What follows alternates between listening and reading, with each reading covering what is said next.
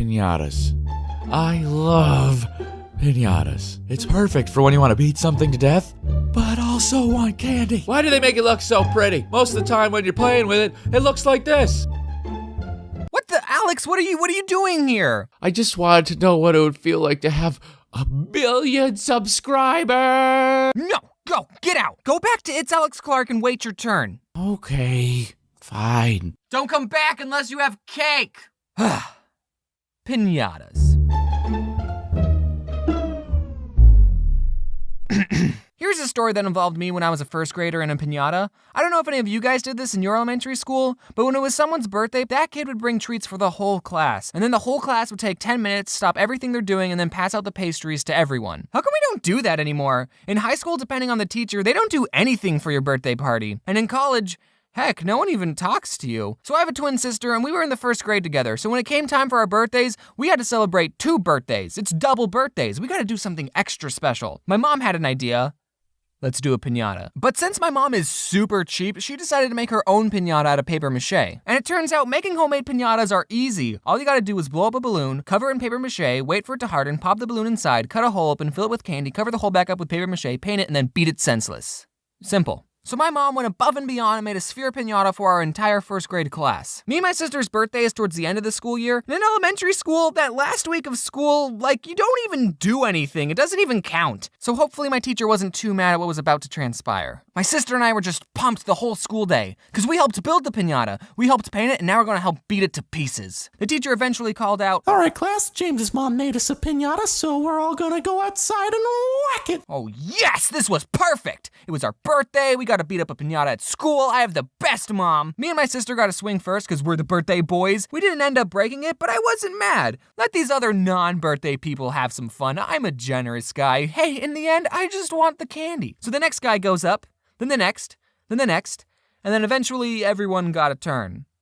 Well, a piñata's supposed to break, ain't it? Apparently, my mom was a little precautious and put a few extra layers of paper mache on the piñata so that way everyone would get a turn. Yay! And apparently she also overestimated the strength of paper mache and first graders. But did this teacher let the whole class down? No. You know what she did? Bless her soul. She said, "All right, class, we're all gonna take turns throwing this against a curb." I mean, what other option did this teacher have? She could have stabbed it, but I don't think that would have been very fun. Looking back, she might have just been wanting to speed up the process, but as a group of 7-year-olds, we had a blast. Also, I'm glad the piñata was not in the shape of an animal, because imagine how traumatizing that would have been as 7-year-olds to curb stomp a unicorn. We would have been like little tiny mob bosses. All right, Tony, you ready to give up the candy?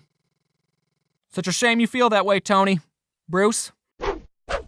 I'm glad my mom was so thoughtful putting all those layers of paper mache in the piñata because we all got a turn throwing the piñata on the ground. I remember getting so into it. I remember jumping up in the air before smashing the piñata onto the pavement. Nothing was going to get in between me and whatever candy was in there. Pretty soon though, we were all getting pretty antsy. Everyone was like, I was promised there'd be candy. Eventually, after what felt like an eternity of beating this piñata into the ground, we got a rip. I don't know if you guys saw the first episode of The Walking Dead. It's actually the only episode I've ever seen. And there's a scene in the first episode where the zombies rip open a horse and eat its organs. Well, that was pretty much what it looked like after we got a rip in the piñata. I don't remember what candy was in there, but hopefully it was worth it. And that was probably the best and worst piñata I ever broke. Have any of you guys ever curb stomped a piñata that your mom made for you in the first grade? Tell me below in the comments. Also, I want to give a big thank you to Captain Sparkles, who was okay with playing a woman. I don't know if you could tell, but my teacher was actually Jordan. And it's so cool that I've been looking up to Captain Sparkles for so long, and now he's in one of my videos, so